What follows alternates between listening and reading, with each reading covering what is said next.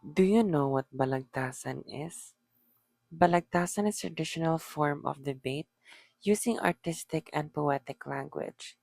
In it has two sides exchange arguments using wit, rhyme, and figurative language. At ngayon, ipapakita ko sa inyo kung anong ginagawa sa balagtasan at anong art ang meron ito. Yamang ako'y siyang haring inihalal.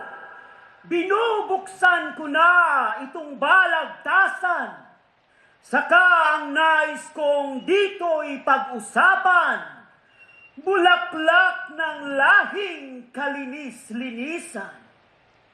Tinatawagan ko ang mga makata na sadyang kilabot sa gawang pagtula. Lumitaw na kayo't dito'y pumagitna at magbalagtasan sa sariling wika.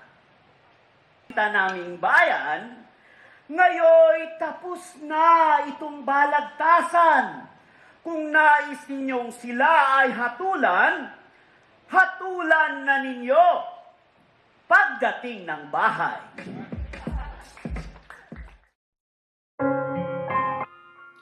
Ang balagtasan, pinakaimportante nga bahin sa kulturang Pilipino.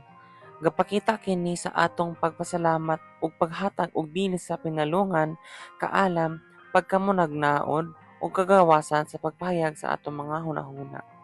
Pinaagi sa debate nga pormang balak, makakat-on kita sa pagpaminaw, sa lain-laing paglantaw ug sa pagpahayag sa atong kaguling opinyon nga adunay respeto. Ang kultura dili lang usa ka butang nga angay natong hinumduman. Kini usa ka butang nga angay natong ipadayon.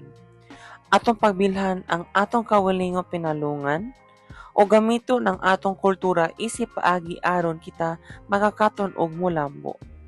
Atong ampingan og ipadayon ang balagtasan, buhion ang kulturang Pilipino ug gamito ng atong kahibalo aron makahimo og mas maayong kaugmaon.